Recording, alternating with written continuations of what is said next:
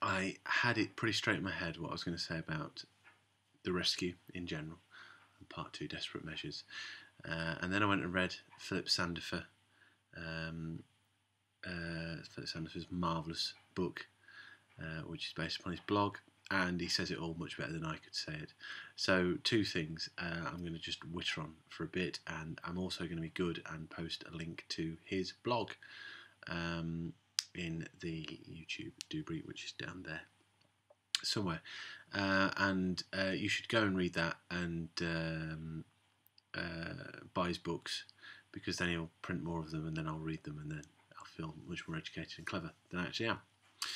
So what can we say about the rescue? Well, first of all, I think, as he does, it feels incredibly modern Doctor Who story, because it's essentially a one-parter in what is today's Doctor Who, as we've come to know it, its format, and it is it's so small scale, which isn't modern Doctor Who, but it's very character driven, which is very modern Doctor Who, and it's very character driven to the extent that Ian might as well not be there, although it's always nice to have Ian around, and Barbara gets to do a couple of good things, but essentially it's all about this little girl. Now that's an indication of how old I am. When I first got into Doctor Who, Vicky was about the same age as I was.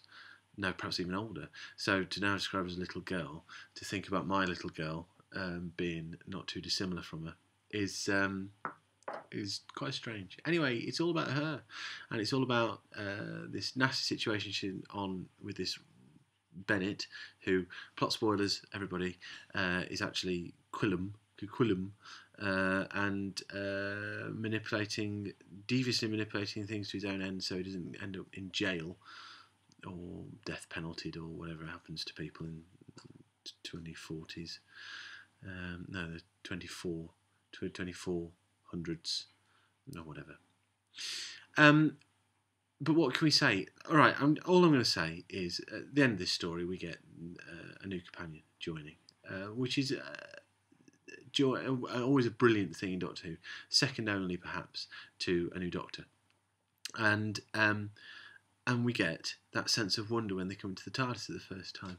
And I'm going to just say, I think that Lib, the good lady Dr. Collins, long may she reign, I've seen this story before. The big twist, although cleverer than it first appears, on the basis that it relies on you having been used to the tropes of Doctor Who and knowing that if somebody's dressed up in a rubber suit, they're an alien.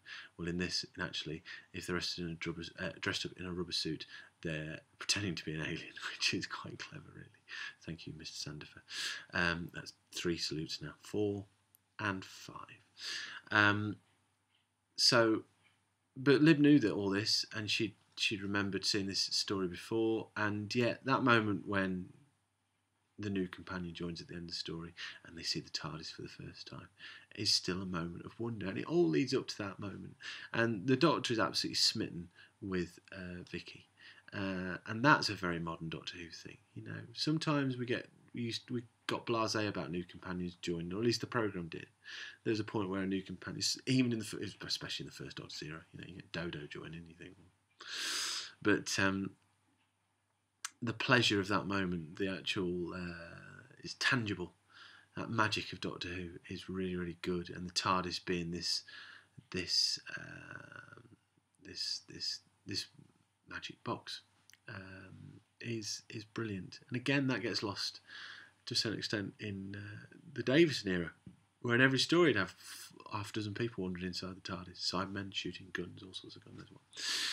So all I'll say, all he says, 4 minutes and 30 seconds in, is that The Rescue is a little curio, is a fantastically efficient script written by David Whittaker, who is already starting to play around with what we anticipate Doctor Who's all about, and sets us on a brilliant footing to go forward. Hartnell is brilliant.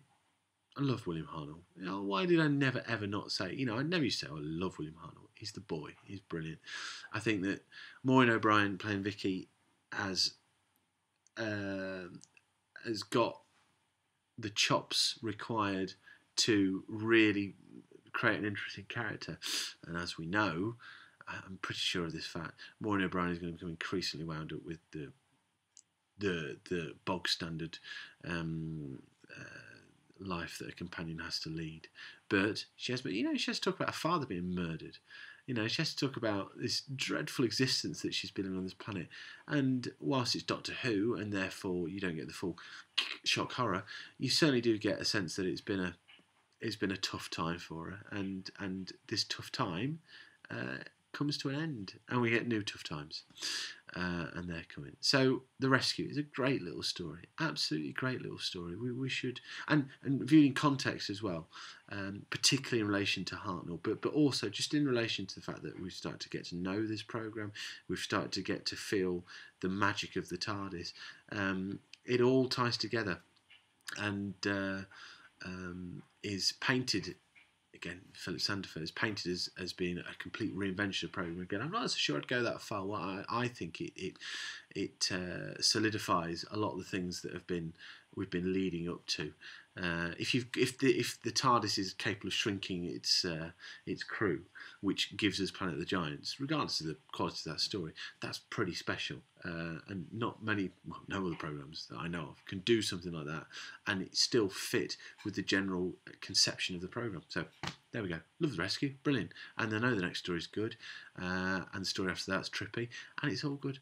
So once again, I've said this a million times, and I don't mean to be cryptic, but when life is hard, seeing a good Doctor Who story like this is really, really just a proper treat. See you next time. Bye-bye.